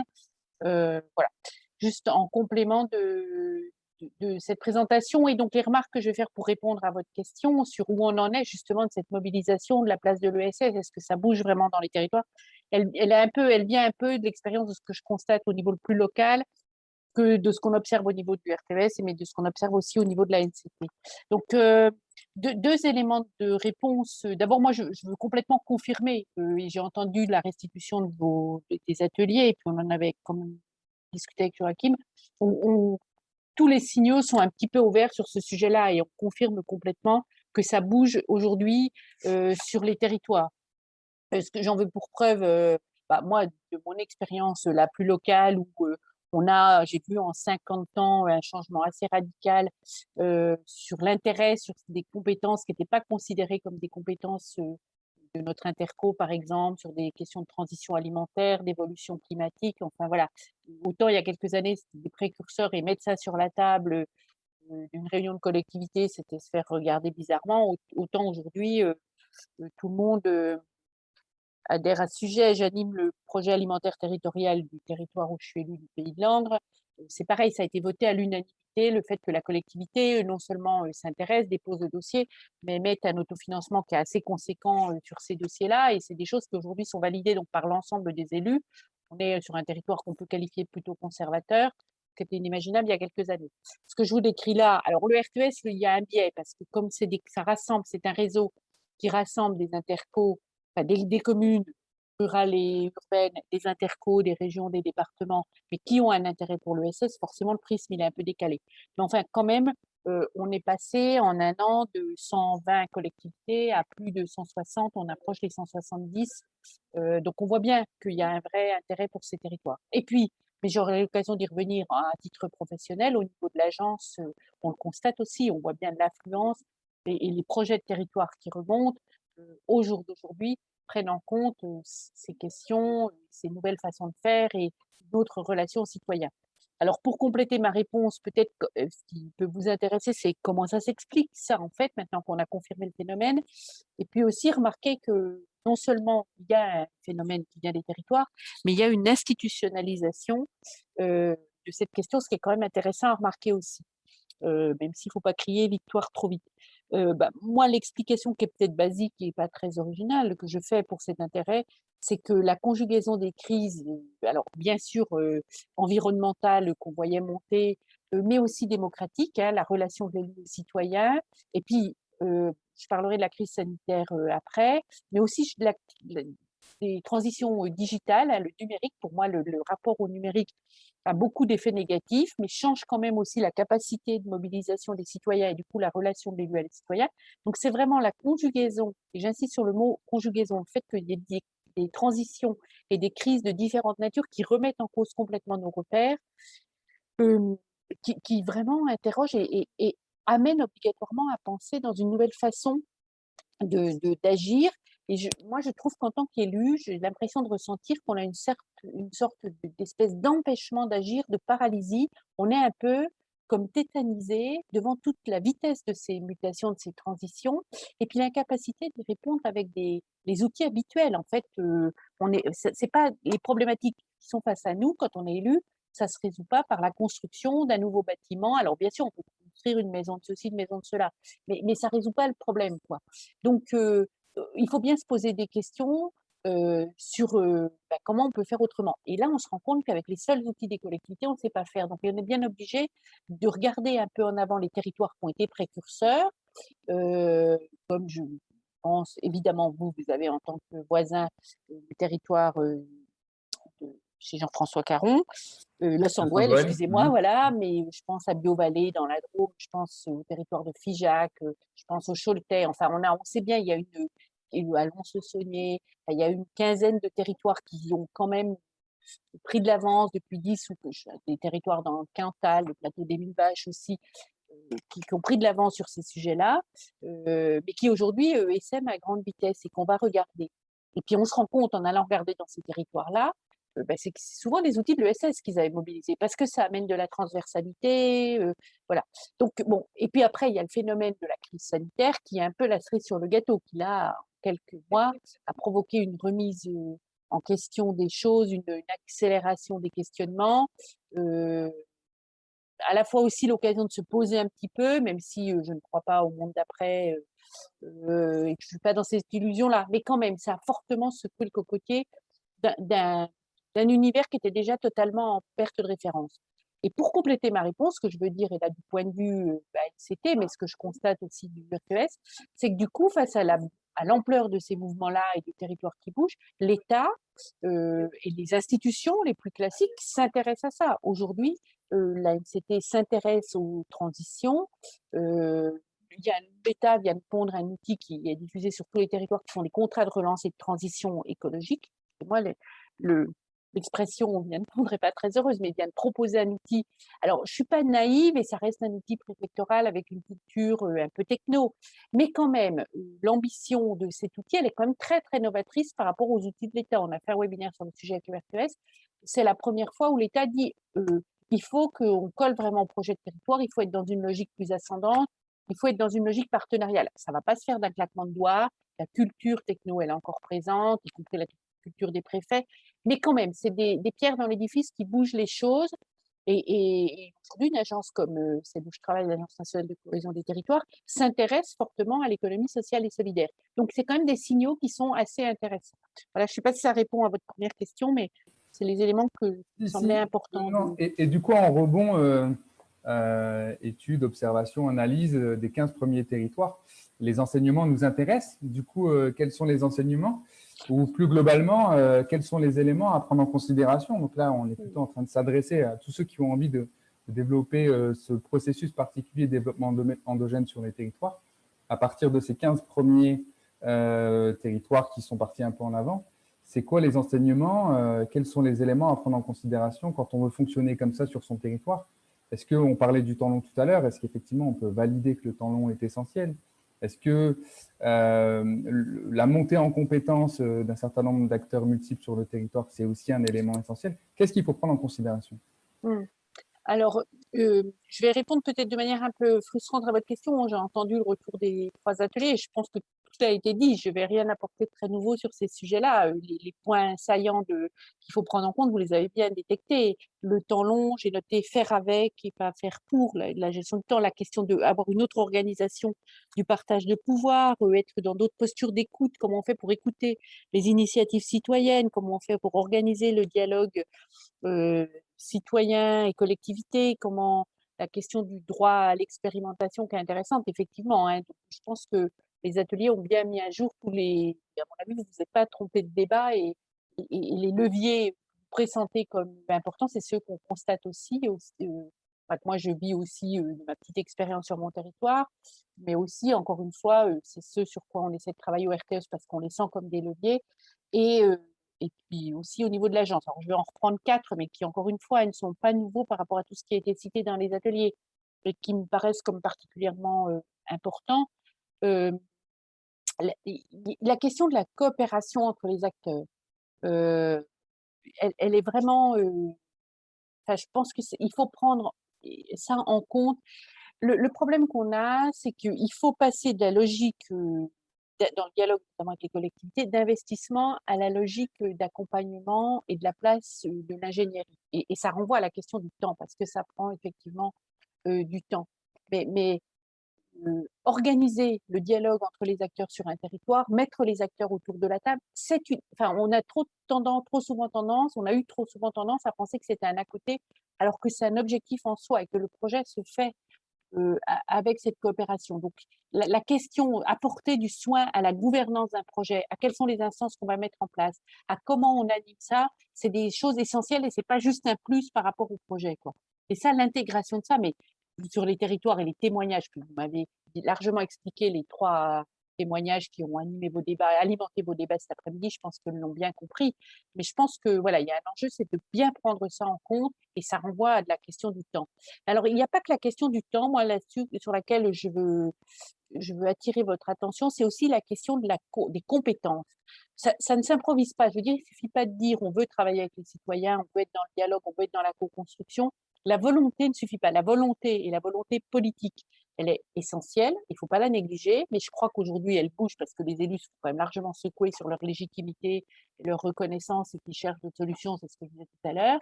Donc, la volonté politique, elle a nettement progressé. La deuxième étape, c'est de comprendre qu'elle ne suffit pas et qu'il faut s'allier de compétences, animer des groupes de co-construction. Il ne suffit pas de se dire on veut faire, donc on va faire bien. Je pense que ce n'est pas inutile à un moment donné d'aller chercher des gens qui ont des techniques sur le sujet. Il ne faut pas négliger cette dimension de compétences techniques. Bon, tout en étant prudent, moi je ne suis pas une grande défensrice, je ne sais pas comment on dit, des cabinets extérieurs qui viennent et qui ont des formules copier-coller. D'ailleurs, c'est un petit peu quand même ce qu'on propose à l'agence, avec l'apport d'ingénierie sur le territoire, j'y reviendrai, mais pour autant, faut quand même faire attention. Il faut que ça soit quand même très articulé. On a à la fois besoin de compétences et de techniques extérieures, et à la fois, il ne faut pas perdre le contrôle et pas tout déléguer. Mais je pense qu'il faut quand même fortement se dire que toutes ces techniques d'animation, de participation, c'est des métiers spécifiques, c'est des techniques spécifiques, ça ne s'improvise pas. Donc, il faut le travailler, quoi. Il faut le travailler, il faut le penser. C'est un point sur lequel je trouve important d'attirer votre attention. Et l'autre chose aussi, c'est pas négliger la mise en confiance entre les acteurs, enfin, 2 choses, la question de la confiance entre les acteurs et la question de la légitimité des acteurs qu'on met autour de la table, et l'importance de la notion de médiation. Moi, je milite beaucoup pour le développement de l'ingénierie de médiation à tout niveau, et je trouve que d'ailleurs l'agence devrait intégrer plus ça. Alors, les projets les plus caricaturaux et emblématiques, c'est tous les projets d'énergie renouvelable qui assez vite quand même peuvent mettre la zizanie sur un territoire, et en fait on se rend compte qu'on ne sait pas très bien les amener, créer du dialogue autour de ça. Et je pense qu'il faut prendre le temps de cette médiation et de mise en confiance entre les acteurs et de reconnaître chacun d'où il parle, et de comprendre aussi, ça renvoie à la question du temps, que ce n'est pas naturel et qu'il y a une sorte, il faut s'apprivoiser un petit peu, comme le petit prince, voilà. Et parce qu'il faut quand même avoir en tête que même si on est dans une configuration d'un territoire où il y a une nouvelle équipe de la majorité qui vient de la société civile, par exemple, et qui amène des projets, la défiance entre un collectif de citoyens et des élus, ou un collectif d'associations et des élus, elle existe toujours, elle ne disparaît pas du jour au lendemain parce qu'il y a une nouvelle équipe qui vient du monde associatif. Ou elle va peut-être donner cette impression de disparaître du jour au lendemain, au soir de l'élection, mais très vite elle réapparaît. Enfin, je pense qu'il faut comprendre qu'il y a quelque chose de structurel parce que lié à ce que sont, à l'ADN de ces acteurs-là. Et donc, il faut prendre le temps de l'apprivoiser et comprendre que quand on organise un tour de table, ben, c'est normal qu'une association, elle sera toujours un peu un contrepoids par rapport à une collectivité, elle doit avoir ce rôle-là, et que même si la collectivité finance son projet, pour autant, la posture n'est pas la même. Il y a d'un côté la collectivité qui doit organiser l'intérêt général et concilier des intérêts différents, et qui va mobiliser une association qui, elle, a un intérêt particulier parmi ses intérêts généraux. Donc, comprendre cette logique de posture différente, et que là aussi, ça renvoie à des techniques particulières d'animation, à du temps, et puis respecter cette différence-là, et respecter qu'une association, elle puisse à la fois travailler avec la collectivité sur un projet, et à la fois être contre-pouvoir et critique sur d'autres ou sur des aspects, enfin, que ce dialogue-là, le travail ensemble ou le travail avec ne veut pas dire de l'assimilation à. Et que c'est très sain comme ça pour la démocratie, mais que tout ça s'organise, voilà. Donc, savoir d'où parle chacun, comment tout ça se travaille ensemble, et le respect de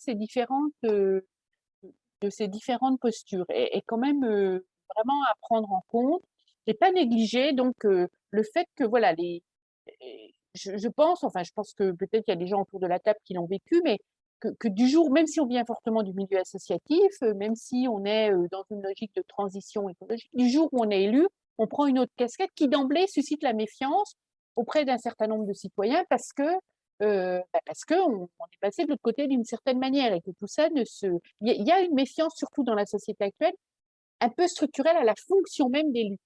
Et il faut l'intégrer. Alors, il faut l'intégrer. Je pense qu'il faut que les élus, il y a une forte remise en cause qu'on a à avoir en tant qu'élu pour organiser d'autres façons de dialogue et pas penser que parce qu'on est élu, on a tout pouvoir, c'est évident. Je pense qu'à mon avis, il y a plutôt des convaincus autour de la table. Mais assimiler cette compréhension-là aussi en tant qu'acteur associatif, citoyen, etc. Et puis, ne pas négliger non plus qu'il y a toute une partie de la population sur un territoire qui considère à l'inverse, je veux dire, il y a une forte aspiration à demander de participation citoyenne, etc. Oui, mais il y a encore toute une partie de la population qui considèrent qu'ils élisent des gens, c'est pour qu'ils fassent le boulot et qu'ils règlent les problèmes et qui n'ont pas envie de s'impliquer dans ce règlement des problèmes, qui considèrent qu'ils ont voté pour des gens, à eux de se débrouiller avec les problèmes. Enfin, pour avoir animé, et entendu des débats au moment de la crise des Gilets jaunes sur le territoire où je suis élue, c'était très flagrant. Parce qu'on avait, nous, au niveau de la commune, ouvert des ateliers en disant on écoute ce qui ne va pas, mais on veut aussi construire des solutions. Mais des gens venaient en nous disant aussi brutalement, je vous le dis, mais non, nous, on ne veut pas réfléchir avec vous aux solutions. On vous a élu pour ça, vous vous débrouillez avec ces questions-là. Et ça, il ne faut pas non plus négliger cette partie de la population. Voilà, ce que je peux amener comme élément de réflexion sur cette question du comment, des éléments à prendre en considération pour positionner le développement local, avoir tous ces éléments en tête. Voilà. Et ben, du coup, on ne résiste pas à une dernière et pas la plus simple, je m'en excuse, question. Je reviens sur nos exemples de ce qu'on a pu entendre aujourd'hui.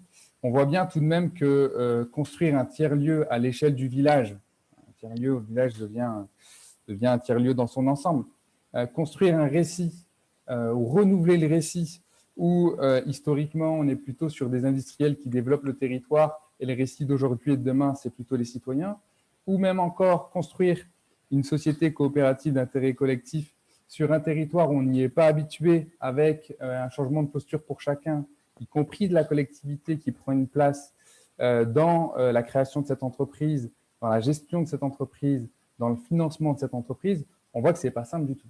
Et comme ça, de l'extérieur, même en y étant confronté parce qu'on les suit, ces territoires, ça paraît beaucoup plus complexe. Il y a une plus grosse prise de risque de travailler sur ces trois possibilités. Il y en a bien d'autres sur le territoire, des manières de faire du développement endogène, plutôt que créer une zone d'activité, créer une pépinière d'entreprise, qui sont des outils finalement assez faciles à développer, assez appuyés, assez poussés aussi au niveau national sur les territoires. Du coup, ma question est la suivante. Est-ce que les territoires sont assez incités, appuyés, accompagnés finalement à s'appuyer sur un développement endogène? En tout cas, est-ce qu'ils sont assez accompagnés, assez appuyés qu'on ce qu'on leur propose sur le développement exogène, quoi, sans vouloir opposer les deux? Mais c'est plutôt de se dire, est-ce que finalement, il n'y a pas un train de retard entre ce qui est en train de se produire sur les territoires et puis finalement les moyens qui sont mis à leur disposition pour appuyer ce qui est en train de se développer et qui crée tout un tas d'effets extrêmement positifs allant dans le sens de la transition des territoires sur les enjeux écologiques, sociaux, économiques. Non, non, ben, enfin, vous avez tout à fait raison, oui, peut-être vous de sport, mais bien sûr que, enfin, moi je suis d'accord avec vous, je pense que non, les territoires sont pas suffisamment accompagnés, même s'ils le sont de plus en plus, je vais y revenir, et qu'on peut voir des signaux positifs. Et même si, effectivement, les choses s'accélèrent, globalement, le déséquilibre, il est encore important. Et la culture du développement exogène, ce que vous appelez par le développement exogène ou de l'investissement massif ou du mythe de l'entreprise qui va amener sans emploi sur un territoire, elle est encore extrêmement présente et très accompagnée. Et vous savez, c'est comme, je sais pas moi, l'agriculture conventionnelle versus l'agriculture biologique ou pôle PTCE versus pôle de compétitivité. Enfin, on peut multiplier les exemples ou innovation sociale versus innovation technologique. Pour le moment, ça reste un peu le pot de terre qu'on peut de faire. Et en plus, on est parfois soumis au syndrome de il y a un effet de mode, il y a un intérêt, donc on multiplie la com et les dispositifs, il y a un effet un peu, comment on dit, trompeur, parce qu'on va multiplier la com, les annonces, les dispositifs sur ces choses plus marginales qui émergent, le développement endogène, développement local, l'innovation sociale, PTCE, etc. Et puis que quand on regarde un peu finement les budgets, et ben, en fait, on se rend compte que quand même l'argent va très nettement sur les anciens processus, enfin l'innovation techno, les pôles de compétitivité, le développement exogène. Ça, c'est encore une réalité. Sur les sujets que je connais mieux, le budget, il reste peut-être de 1 à 10 ou de 1 à 100. Alors, ben, ça bouge. On n'est pas du tout dans la transition qu'il faudrait ou comment dire, dans l'amplitude ou d'ailleurs dans l'amplitude financière et dans le pas de temps qu'il faudrait pour rester. Vous voyez, on est un peu même pas tout à fait au milieu du game, mais on est encore un peu dans ce que moi je dis souvent, on paye pour voir. C'est-à-dire, on sent que du côté de l'ESS, du côté des PTCE, du côté des expériences, des tiers-lieux, par exemple, que vous avez développé là dans vos présentations, c'est intéressant, il se passe des choses intéressantes. Donc, dans l'accompagnement, quand je dis accompagnement, c'est accompagnement national, accompagnement de l'EPCI, accompagnement par les régions.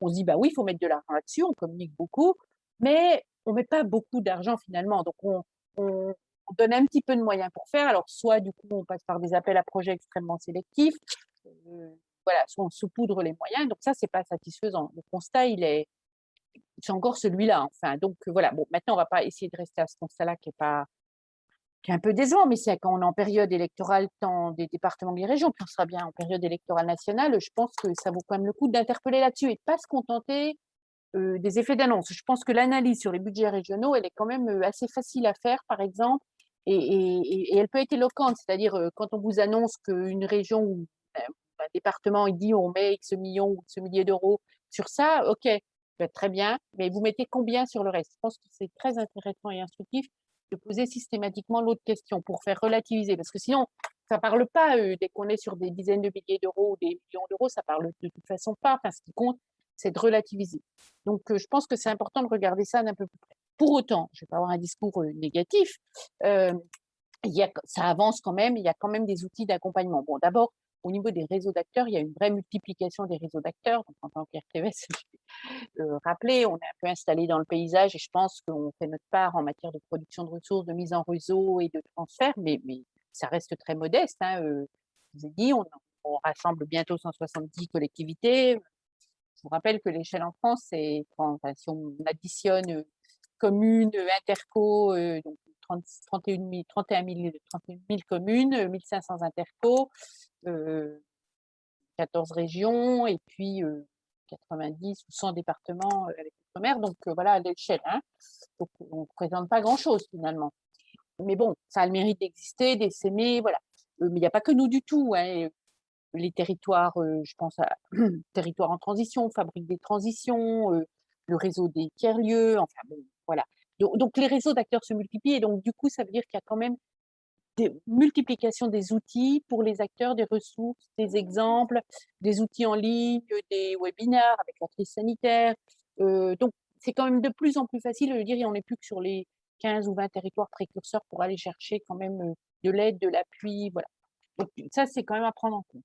Il faut aussi dire que dans le cadre des CRDE et CRDI, des régions, les schémas régionaux de développement économique et de développement économique et d'innovation, bon, comme si je l'ai dit, c'est pas suffisant, mais enfin, quand même, ça rentre progressivement dans une nouvelle culture.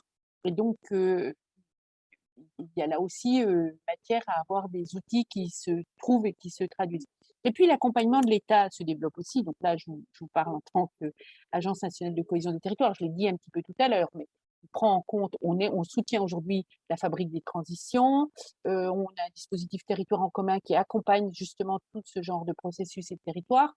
Les contrats de relance et de transition écologique qui sont signés entre les préfets et les présidents de PCI, dans la préconisation, il y a vraiment dimension pour accompagner cette transition écologique avec ces nouveaux outils. On soutient des programmes comme les tiers-lieux. Donc, ça rentre dans les mœurs progressivement.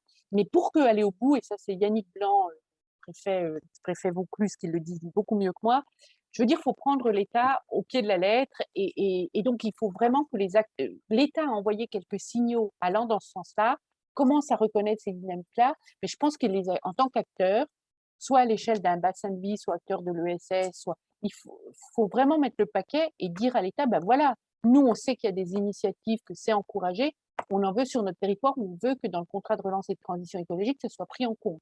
Enfin, je pense qu'il faut vraiment que les acteurs poussent derrière pour que, au-delà de ces préconisations nationales auxquelles les réseaux nationaux ont travaillé, ça soit intégré complètement. Donc, c'est important.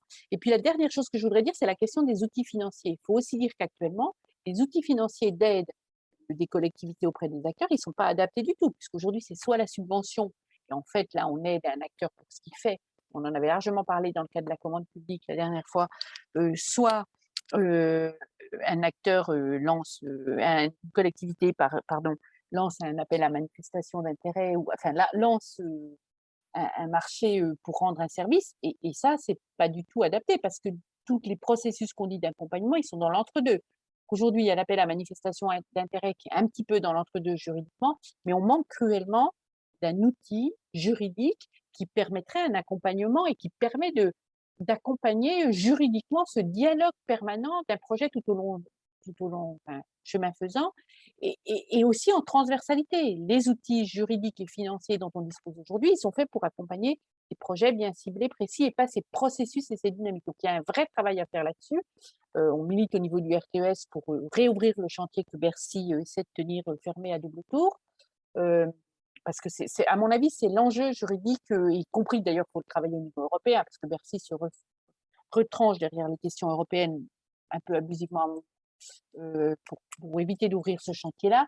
Mais moi, je pense qu'il y aurait un pas de géant de fait si on avait un outil juridique et financier qui consacre l'accompagnement de ces transitions de manière plus nette. Même si le CRTE est, à mon avis, un premier pas à l'échelle d'un territoire, pas à l'échelle des projets. Voilà un petit peu comment répondre aux questions que vous posez. Je crois qu'on a beaucoup dépassé le temps qui est imparti. Oui, donc... et en même temps, c'était très riche. Donc, je tiens très fortement à vous remercier. C'était en distanciel, donc pas simple du tout, et à mener, et à attirer, etc. Donc, je vous promets, si c'est possible, que la prochaine fois, ce sera plutôt en présentiel. Et je vous propose, si vous en êtes tous d'accord, comme le veut la tradition, et pour finir et cristalliser un peu tout ce qu'on a entendu, de laisser la parole à notre président, Luc Belleval, pour nous amener une conclusion un peu sur, entre notre objectif de départ et puis comment on se projette demain, comment on s'y prend. Merci pour l'exercice. Alors, d'abord, c'était fort intéressant. Et je pense qu'on peut être convaincu, après cette journée et après cet après-midi en particulier, de la pertinence du sujet et des thèmes qui s'y rapprochent. Je pense que ce soit avec la démarche plus qu'on a lancée, avec les expériences qu'on a entendues cet après-midi, avec l'apport de Patricia Andriot, on voit bien qu'on est tout à fait dans l'air du temps, mais ça, c'est pas important, mais on est tout à fait dans ce qui est pertinent de faire aujourd'hui, dans là où ça bouge et dans le sens où ça bouge. Et donc, ça nous donne, nous, économie solidaire, et je vais parler peut-être simplement pour la PES, pour laisser chacun un peu à sa place, mais ça nous donne une responsabilité particulière qui est à la fois Écoutez ce qu'il raconte, c'est lui ou on a raison de nous inscrire dans ce mouvement de transition économique, sociale, écologique, démocratique. On a raison de parier sur le développement des territoires et sur les dynamiques qui peuvent surgir, mais il y a un travail énorme à faire. Et on va avoir besoin de beaucoup de ressources pour apprivoiser les acteurs, faire qu'ils s'apprivoisent mutuellement, un travail de passeur, de ne pas se comporter en donneur de leçons, en apporteur de solutions toutes faites. Alors je pense que ça, c'est un peu dans notre ADN à la fin, ça nous positionne plutôt bien, mais ça nous oblige aussi à être très très modestes et de nous donner un peu partout des temps de réflexivité, de relecture de ce qu'on fait entre nous et avec les partenaires. Alors qu'est-ce que j'ai un peu retenu de cette question du développement local endogène et de sa version actuelle, hein, puisque moi je sais que les premiers temps où j'ai commencé à travailler sur cette question-là, on était dans les années 70, ça ne se pose plus du tout dans les mêmes termes aujourd'hui, quoi. D'abord, la question du local, du développement local, ce n'est pas une question de proximité ou de géographie. Ça, je pense qu'il faut qu'on se réfléchisse bien là-dessus et qu'il y ait un temps à prendre entre nous et avec nos partenaires lorsqu'on est sur un territoire. Le développement local, ce n'est pas le développement du petit territoire. Ce n'est pas ça, c'est insuffisant. Ça. Le développement local, c'est un développement d'un lieu, de lieux qui vont travailler en relation avec d'autres. C'est toute la question du maillage qu'on a abordé tout à l'heure. Et ça nécessite beaucoup d'ouverture. Et je pense que la question de l'ouverture, de l'attention aux autres, du reconnaissance de la pluralité des territoires, des économies, elle est constante. Et que ce n'est pas si simple que ça. Et donc, le développement local, c'est tout sauf le repliement sur le local. Ça, je pense que c'est un premier point qu'il nous faut bien retravailler en permanence. Deuxièmement, c'est le pari de l'intelligence collective et de la participation des citoyens, mais pas seulement les citoyens. Parole de citoyen n'est pas parole d'évangile, on pourrait dire. C'est parole de citoyen confrontée à d'autres paroles et mis en mouvement avec d'autres paroles. Et donc, c'est vraiment un pari d'une intelligence collective qu'on va mettre en route, qu'on va mettre en mouvement. Et cette intelligence collective, c'est un petit peu le troisième point, c'est toute la question de la coopération, de la nécessaire coopération entre les acteurs, ce qui nécessite la reconnaissance des acteurs dans leur diversité. Un acteur public, une collectivité, ce n'est pas une entreprise. Une structure de l'ESS, ce n'est pas une entreprise classique. Toutes ont quelque chose à faire pour le territoire et sans doute ont quelque chose à faire ensemble. Mais l'un n'est pas l'autre. Et donc, il faut reconnaître les différences et différences de rôle. Et là-dedans, mais nous ne l'aurons pas, on peut se reconnaître, mais on va avoir aussi des forces opposées, des forces conservatrices qui vont représenter l'ancien modèle de développement, qui vont représenter, on pourrait appeler tous ceux qui ont peur de demain, peur de s'engager, peur de la coopération. Et donc ceux-là, on ne va pas les convaincre. Tant pis, il faudra passer sans eux, mais essayons de conforter vraiment ceux qui veulent coopérer ensemble. Là, je pense qu'il y a un gros enjeu, et c'est sans doute là où l'économie solidaire a quelque chose à dire et à faire de particulier, de spécifique. Et je dis économie solidaire volontairement pour aller au-delà de chaque association ou chaque entreprise de l'économie sociale et solidaire. C'est bien notre partie prenante à un mouvement qui nous dépasse, à un mouvement démocratique, à un mouvement de transformation sociale et politique. Et donc, on a à faire attention à tout ça et veiller à cette pluralité et à cette coopération entre acteurs différents. Ça, je pense que c'est vraiment central de notre travail. Et ensuite, la démarche qu'on peut mettre en route, qu'on va mettre en route, dans laquelle on est engagé, c'est une démarche qui prend en compte le temps long et qui prend en compte des temps différents suivant les acteurs et suivant les dispositifs sur les processus. Et c'est là où c'est très, très, très compliqué parce que il faut maintenir le cap, il faut tenir, tout en sachant que chaque acteur a son calendrier un peu. Hein, les élus ont leur calendrier électoral, les associations ont leur calendrier d'action, les entreprises ont leur calendrier de développement d'activité. Donc, tout ça n'est pas spontanément en ordre de marche. Et c'est parfaitement synchronisé. Et donc, cette démarche dans le temps, je pense qu'elle a tout de même des points de repère qu'on a tout de même bien identifiés cet après-midi. C'est d'abord chercher à développer alors, je veux dire, du service, pas des services, mais du service de bien-être aux habitants. Au fond, de l'économie qui sert à quelque chose, de l'économie qui sert au quotidien, hein, de l'économie qui construit un sentiment d'appartenance, qui construit des collectifs ouverts, des collectifs qui travaillent en partenariat. Au bout du compte, c'est ça. Et quand on parlait de tiers-lieux, quand on parle de lieux de rencontre, c'est de ça qu'on parle. Et donc, c'est là où se construit vraiment au quotidien la rénovation des territoires et la résurgence des territoires. Et dans ce jeu particulier de coopération, d'émergence des dynamiques territoriales, je pense que les élus ont un rôle très particulier et très important à jouer. Nous avons absolument besoin des élus, mais pas des élus qui vont se poser en j'ai été élu, donc je fais et je sais, mais plutôt des élus garants de démarche, garants de règles du jeu qu'on s'est données collectivement, garants de régulation, et des élus motivés qui acceptent de relancer la machine lorsqu'ils commencent à se gripper. Et donc, c'est un travail vraiment énorme qu'on leur demande. Mais on a tout de même quelques expériences, et je pense que ce qu'on a écouté cette réunion, c'était très, très éclairant. On voit bien que ce sont des profils d'élus nouveaux qui bouleversent un peu les clivages anciens, c'est très bien, mais qui permettent vraiment de répondre à des dynamiques de développement territorial. Bon, voilà un petit peu ce que j'ai retenu, moi, des démarches de développement territorial endogène. Au bout du compte, ce sont des démarches qui sont économiques, mais qui sont aussi et avant tout citoyennes, avec une forte dimension démocratique.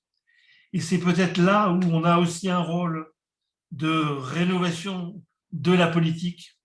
Alors, pas tout seul, et on ne va pas se substituer aux partis politiques, aux groupes politiques, mais vraiment, on a vraiment la prise en compte de la dimension démocratique, du non-enfermement, du non-repli sur soi, c'est quelque chose que nous, économie solidaire, on ne peut pas y emporter. Accepter de porter la complexité des contradictions. Et on a vu dans un des ateliers cet après-midi qu'entre le développement local et la transition écologique, il pouvait y avoir des contradictions. Ce n'est pas forcément simple, ça ne va pas forcément de soi. Le développement local n'est pas égal à la transition écologique, pas nécessairement. Et donc, il faut accepter d'être dans des situations complexes, dans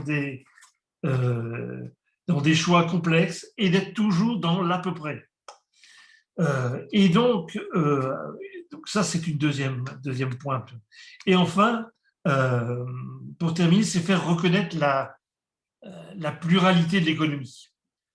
Je pense qu'on peut dénoncer l'économie marchande lucrative et on doit le faire. Il n'y a pas de raison. Mais pour le compte, ça ne suffit pas. Il nous faut faire vivre une économie plurielle. Et donc, il faut affirmer l'économie solidaire, il faut affirmer une économie du social, de la coopération, du local, de la citoyenneté. Et là, on a à faire reconnaître vraiment cette pluralité de choses. Et je terminerai sur un point, c'est ce qu'a soulevé Patricia Andriot, c'est que tout ça, ça nécessite du développement de compétences très particulières. Compétences d'animation territoriale, compétences d'écoute, compétences de conception démocratique des choses, compétences sociales, économiques. Et je pense que là, un mouvement comme la PES a un rôle à jouer. Il n'est pas le seul, hein, mais il a un rôle à jouer. développer des compétences, se positionner en passeur, se positionner en facilitateur et capitaliser. Capitaliser les bonnes pratiques, capitaliser les questions dont on n'a pas les réponses à un moment donné et pour ne pas les oublier. Et donc, voilà ce qui nous attend. Donc, c'est une tâche immense qui est bien au-delà de ce qu'on peut faire parce qu'on est tout petit là-dedans. Mais je pense qu'on n'a pas le choix. Dans la mesure où on souhaite continuer à exister, ben, c'est à ça qu'on est condamné, quoi. Bon, voilà ce que je souhaitais un peu dire en conclusion, qui n'est pas vraiment une conclusion d'ailleurs. C'est plutôt, oh là là, il y a du boulot et puis on continue demain matin, quoi. Eh bien, on peut se dire merci beaucoup, se féliciter pour ce travail collectif de cet après-midi. Encore un grand merci aux intervenants, à vous tous dans les ateliers. Merci pour ces enseignements qu'on a pointés collectivement. Et à tout bientôt. On a cité pas mal de réseaux, la chaire OSS, le RTES, l'APS, les réseaux plus. C'est pas mal d'espaces où on peut continuer à cheminer ensemble. On sera ravis de vous y retrouver, on l'espère autant que possible en présentiel, et puis en distanciel pour ceux qui sont à l'autre bout du monde. Avec grand plaisir. À tout bientôt. À tout bientôt et merci à tous. Merci. Merci, à bientôt. Au revoir. Allez. Au revoir. Au revoir.